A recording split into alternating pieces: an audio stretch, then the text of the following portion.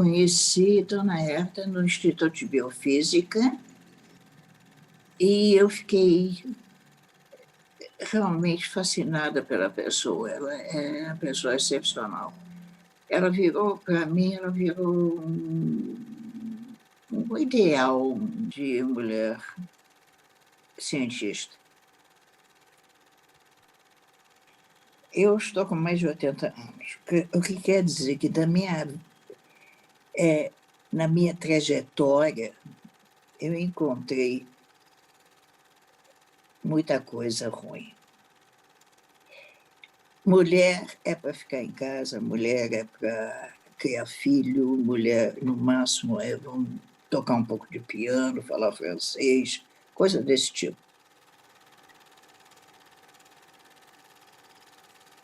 No meu curso de medicina, na minha turma, as mulheres eram 10%. E Dona Herta passou por muita coisa muito pior do que eu.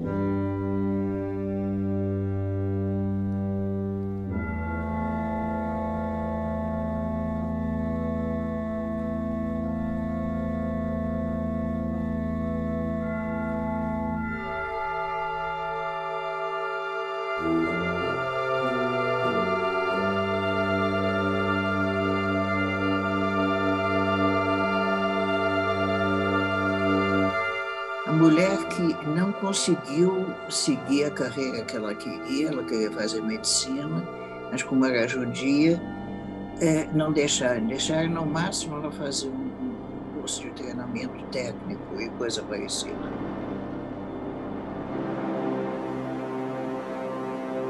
Depois ela fugiu, a família dela veio para cá e ela foi para a Itália.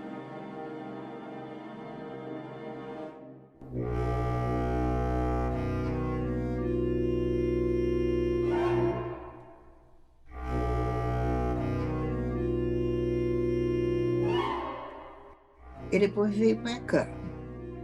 Ela, como técnica, era extremamente boa e ela foi parar em Manguinhos. Então, ela para mim, não sei, era uma espécie de modelo. Como é que se pode ser mulher cientista?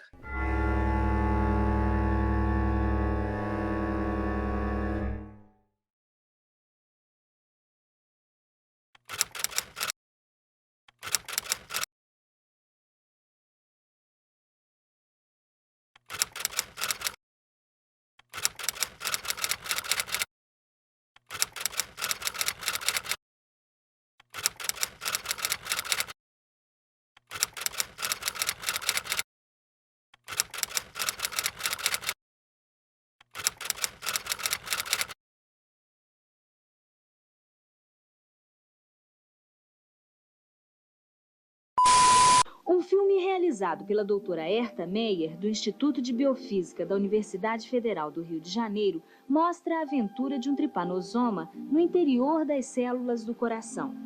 O ciclo todo em uma célula dura 4 ou 5 dias. Quer dizer que a cada 5 dias se rompe uma célula? É completado um ciclo. E de um tripanossoma a gente teria quantos outros? 120 ou mais, dependendo do tamanho da célula.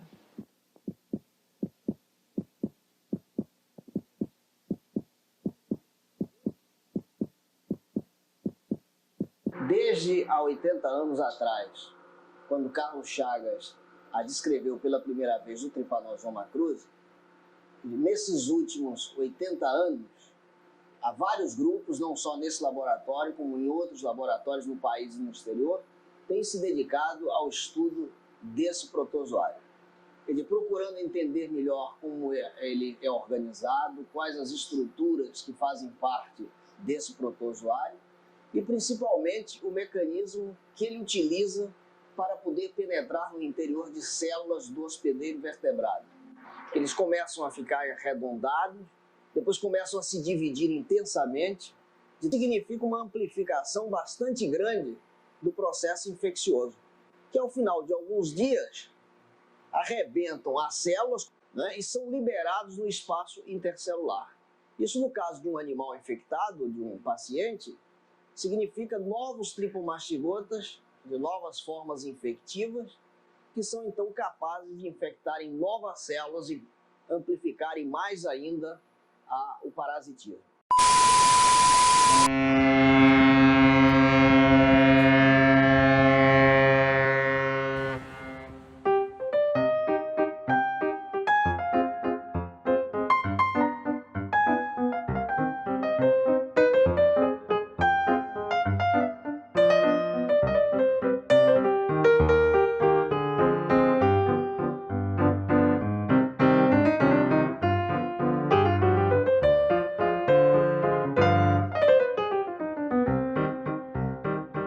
Quando ela veio para o Brasil, então ela ajudou a implantação da produção da vacina para a febre amarela na Fiocruz. Naquela época era Manguinho, o Instituto Oswaldo II, porque aquilo tudo é feito em embriões de galinha. E ela ajudou muito na febre amarela.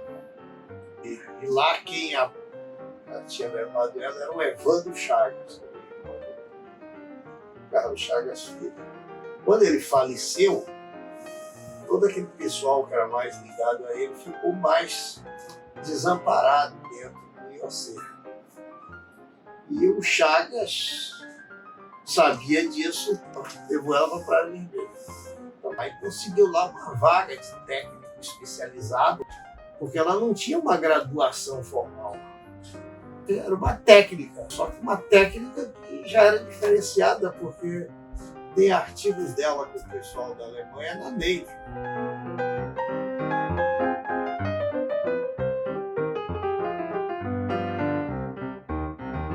O cultivo da malária, ela foi a primeira a cultivar o plasmódio de aves. E manteve todo o ciclo, fez um filme belíssimo na época sobre todo o ciclo. E ninguém conseguia cultivar o plasmódio humano. Aí o professor Trenger, que era o grande líder da biologia celular e parasitologia na Rockefeller, Nova York, veio ao Rio de Janeiro aprender a fazer esse cultivo. E voltou para lá. Ele publicou o cultivo do plasmódio falcíparo, fazendo uma manutenção de eritrócitos. E foi um trabalho importantíssimo, com a repercussão internacional. As culturas de neurônio dela, de gânglios espinhais, eram culturas fantásticas, puras. Ela começou a ver divisão de neurônio. Foi uma das primeiras pessoas a observar isso, neurônios com 2 núcleos. Isso aí que a Rita Lego se interessou muito por essas coisas de neurônio. Ela veio ao Rio de Janeiro, ficou aqui alguns meses e fizeram o trabalho que deu origem ao fator de crescimento. Tanto que quando ela recebeu o prêmio Nobel, se você lê o texto dela, ela reconhece isso. E na época chamou até a Dona Herta para ir mas ela acho que não pôde ir na época, a Estocolmo para o recebimento do prêmio.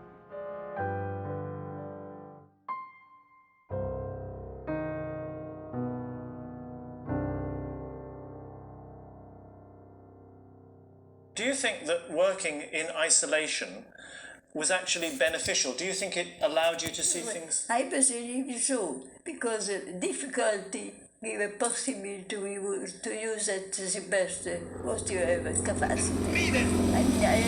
Werden immer bereit sein, diesen Frieden zu arbeiten, einen wirklichen Ausdruck wahren Frieden, dass er Fragen dieses Zusammenleben geben, dass sie aufwendig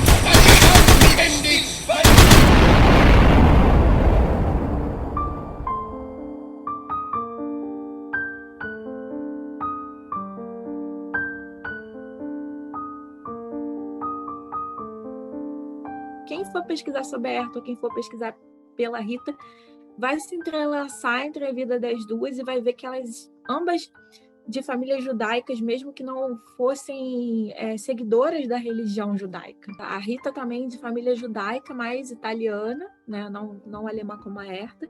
Ambas eram cientistas e estavam tendo dificuldades para fazer suas pesquisas por conta do contexto político da época. As duas se encontram nessa universidade lá em Turim, na Itália, e dali começa uma amizade que dá frutos para as pesquisas juntos.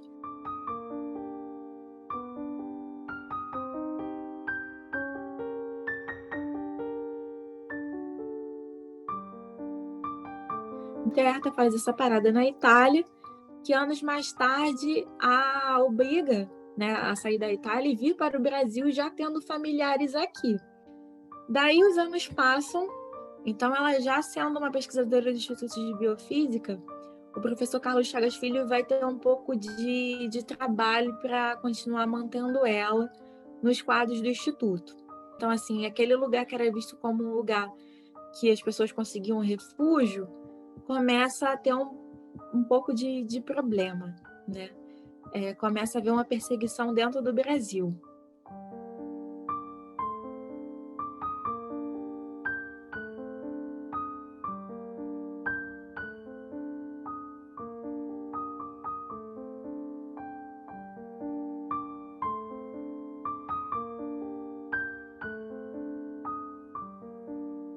E foi um momento que ele começou a ter que amenizar, né, para não extraditarem ela, como estavam extraditando diversos estrangeiros. Então, a própria Olga, que é talvez a figura mais conhecida, né, desse movimento que Vargas faz no Brasil, que conversa com essa política fascista e nazista, ele teve que fazer o impossível para não dispensá-la, né? E viveu momentos complexos, né?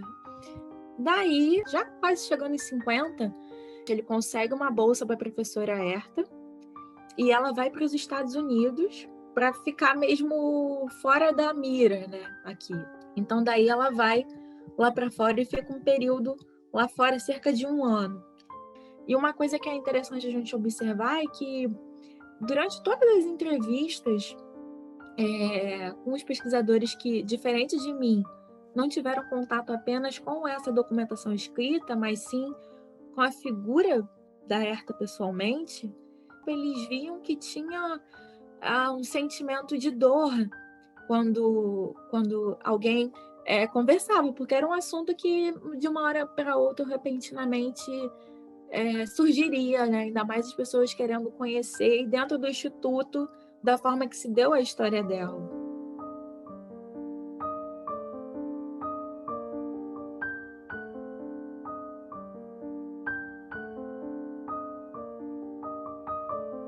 Eu a conheci nos corredores do Instituto de Biofísica, porque ela era uma figura que chamava muita atenção, porque ela tinha dificuldades para caminhar já. Isso quando eu entrei para o Instituto na década de 80, na verdade, 83, eu comecei o meu estágio de iniciação científica e o laboratório que eu fazia iniciação científica, laboratório chefiado pela Dora Rosenthal, ficava no mesmo andar do laboratório de ultraestrutura celular, que hoje tem o nome Herta Maia.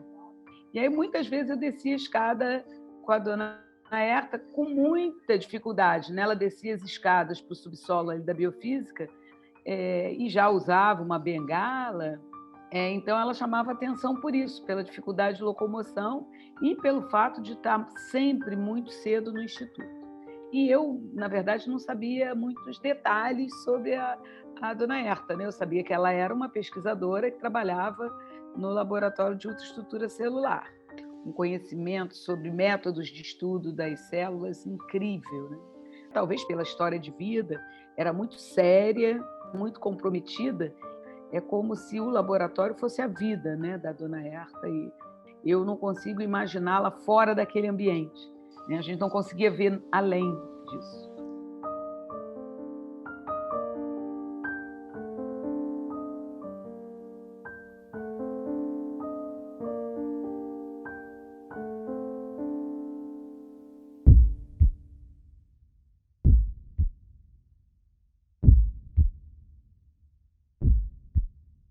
Dona Herta soube o que é medo.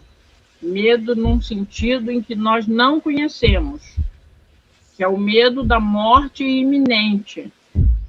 É o medo de ser considerada uma pessoa não desejada, que merece morrer, que não merece viver.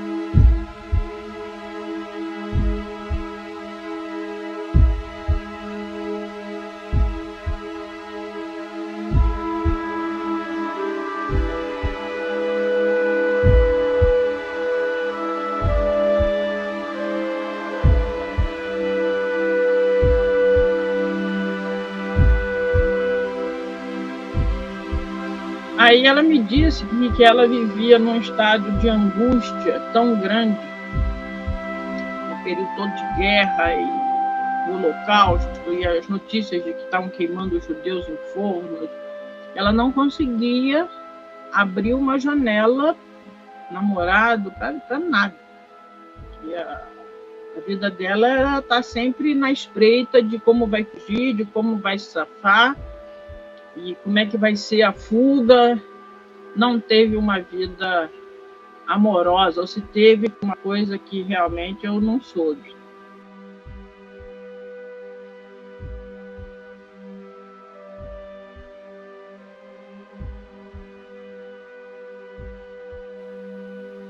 Ela tirava todo ano, ela tirava 3 semanas de férias.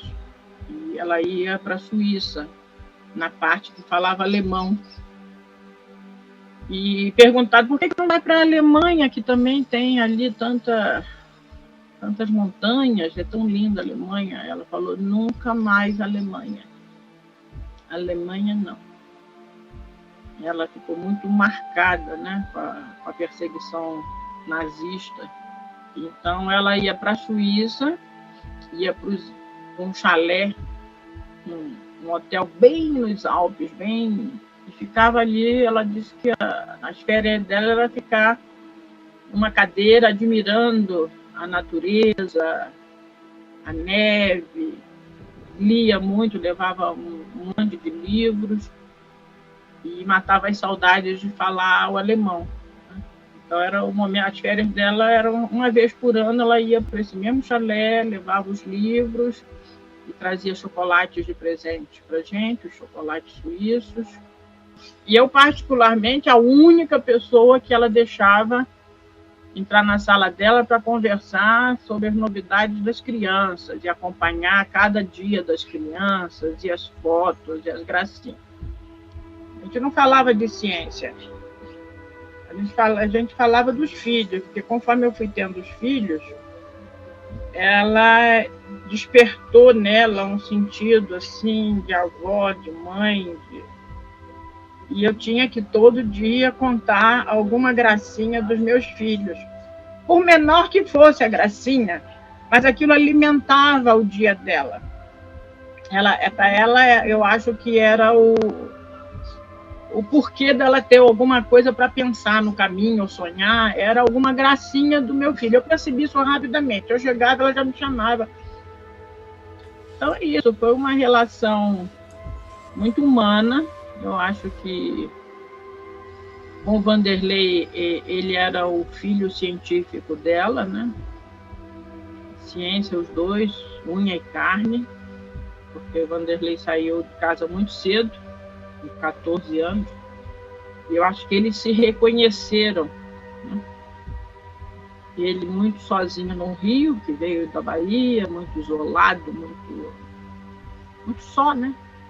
E ela também.